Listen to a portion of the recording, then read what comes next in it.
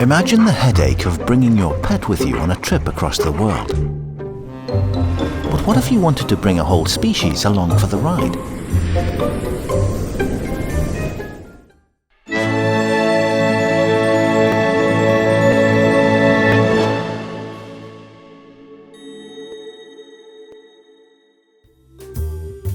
Hey there, knowledge seekers!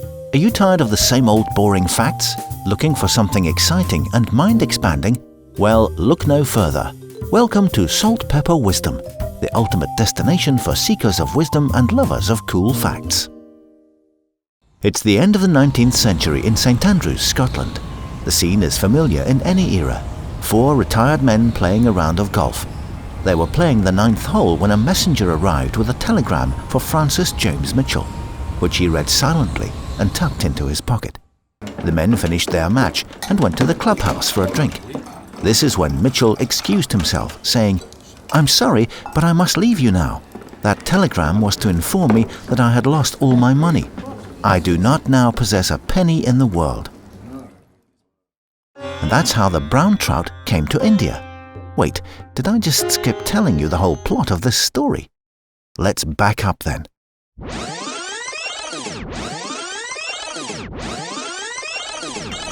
From 1858 to 1947, the British Crown occupied the subcontinent of India in an era called the British Raj. During this time, a lot of people migrated from the UK to govern, conduct business, and do whatever else colonizers do. These migrants liked to bring their hobbies, foods, and other creature comforts with them whenever possible. Among their favorite activities were hunting and fishing for sport. You might be thinking, couldn't they just hunt and fish the wildlife they found in India? Well, you're not wrong, and they did find plenty of new and exciting critters to kill. The fact is, the British missed their favorite fish, the brown trout. It was familiar, it was tasty, and the brown trout put up a good fight. Anglers love a good challenge. As it turned out, just getting the trout to India in the first place was going to take ingenuity and persistence. The first few attempts at introducing the trout were made by Francis Day. Day had been an army surgeon, but is better known as the father of Indian ichthyology, that's fish science. He described over 300 fishes in his 2-volume work, The Fishes of India, and served as the Inspector General of Fisheries in India and Burma. Sounds like the right man for the job.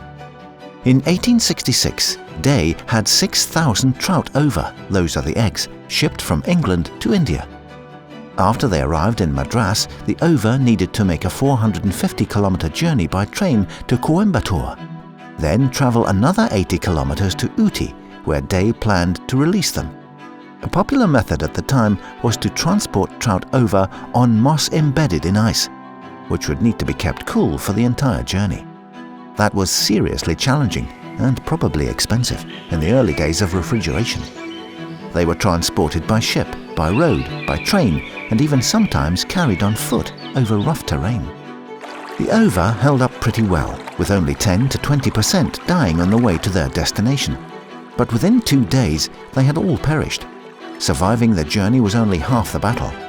Once in the water, changes in weather could mean freezing or roasting the ova. They were also in danger of being eaten by crabs and other predators. Spawn camping, am I right? Not the ideal nursery environment for baby fish far from home. Subsequent attempts also faced transport bottlenecks, which sometimes thwarted the batch before they made it to the stream. This is where our broke Scottish friend comes in. F.J. Mitchell, aged 47, was enjoying a comfortable retirement. Until he wasn't. His brother-in-law had encouraged him to invest in the mining industry in South Africa. It sounded like a sure bet. So Mitchell went all in. When the economic bubble burst, Mitchell was left, as he put it, without a penny in the world. He still had a wife and 3 young kids to support. Mitchell sent his 2 sons to a charity school and his daughter to a convent while he considered his next move. One of his brothers, William, operated a carpet factory in Kashmir. As soon as he heard the news, William invited Mitchell to join him in India and work with him. Mitchell gladly accepted and set out alone. Unfortunately, his wife had passed some time before he made the journey. In India, Mitchell established a new life, likely working harder and living in less comfort than he was accustomed to. That hard work and dedication paid off. Within a few years, he had progressed so far in the business that he created a new dye, which was of great value to the carpet industry. Before we find out how he went from carpet making to fish farming, we at Salt Pepper Wisdom want to say thank you for watching. If you learned something new today, hit the like button and subscribe for more frequent fun facts. And leave us your comment below and let us know if you've got a story to share. We hope you'll subscribe and hit that bell button so our next exciting video finds you as soon as it lands. Years later, Mitchell reflected on his time struggling to support his family and adjusting to his new life in unfamiliar surroundings.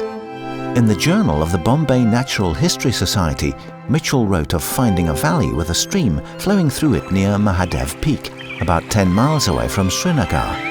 There were barbel swimming in the stream, and Mitchell thought to himself that it might be an angler's paradise. Could trout be substituted for barbel? At least that's how he told it. According to B.L. Cole, a fish biologist and ecologist in Jammu, Mitchell initially considered the freshwater lake Baba Dem for his project.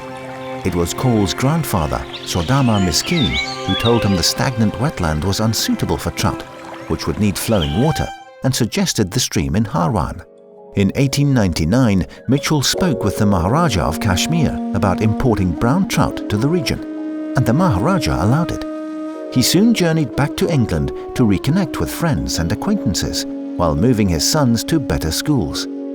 During this visit, he arranged for 10,000 over to be sent courtesy of the Duke of Bedford. The Duke had been gifted stags from Kashmir and was eager to return the gesture. And so, like days trout over before them, these little eggs made the journey by ship to Bombay, then by train to Rawalpindi, and finally a 5-day road trip to Srinagar. Unfortunately, this attempt too ended with a whole lot of dead over. Of course, this was disappointing for everyone involved, and the British Empire wasn't keen to continue funding the project. But Mitchell was a determined guy. He arranged another shipment and another journey. Mindful of the costs and taking no risks, Mitchell personally escorted the ova back to Srinagar. In a hut over a stream in Harwan, Mitchell installed a hatching box as the foot of his bed, which was supplied with constant flowing water via a pipe he sourced from the carpet factory. If the water ever stopped flowing, he would hear it immediately, even waking from sleep to re-establish the flow of water. From this point on, raising trout became a passion for Mitchell and Miskin. The two men learned all there was to know about hatching, feeding, raising and releasing brown trout as they established their hatchery. They were assisted by a third man, Ghaffara Jew, who played a crucial role in guarding the hatchery. Jew would oversee maintenance as well as the feeding and care of the fish. Against all the odds, Mitchell, Miskin and Jew succeeded in raising the first trout in Kashmir, releasing them into the Ara River. Finally, with thriving fish to show for his efforts, Mitchell convinced Maharaja Pratap Singh to invest in the trout for their angling and tourism potential. A fisheries department was established with Mitchell as director, Miskin as inspector and Jew as first guard. For Miskin, fish culture became his life's work and his expertise was renowned. Soon the Maharajas of several other princely states approached him for his help introducing trout to their waters. With his clear head and careful hands, Miskin brought the trout to Kulu, Chamba, Shimla, Gilgit, Kishtwar, Nainital and even Sikkim and Shillong. Mitchell later wrote of Miskin, "The whole history of trout in northern India bears his mark." Over time, the popularity of angling spread throughout India. The demand for trout stock grew and fishing resorts sprung up in places like Kulu and Kashmir. Some fisheries also began farming rainbow trout, a cousin of the brown trout, for variety and the ease of raising enough fish to stock the rivers. But the challenge isn't over yet. In the modern world, some people engage in harmful fishing practices that hurt the trout and the environment they live in. The present-day successors to Day, Mitchell and Miskin have their hands full protecting new fish, advocating for responsible fishing policies and finding the funding to make it all happen. On top of that, ecologists are still putting together the pieces to understand the impact that introducing the brown trout has had on the native flora and fauna of the area. This certainly wasn't the first or last time in history someone introduced a species without fully considering the potential consequences. These issues may be uncomfortable to talk about, but it's important that we face these realities head-on if we want to continue to enjoy catching and eating our favorite trout. The people who have grown to love the fish would feel the loss if anything happened to them. The Himalayan brown trout, once an alien species to the region, has found a special place in the hearts of the people of northern India. And it's all because of the determination of a few men united in their passion for fish. Hey everyone, we hope you enjoyed the video.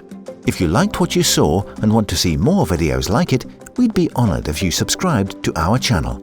Your support means the world to us, and it helps us to continue creating quality content for you.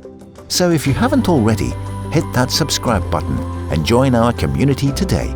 Thank you for your support, and we hope you'll stay tuned for our next adventure. Goodbye for now, and love to all the earthlings. Spread kindness, spread wisdom, and be safe.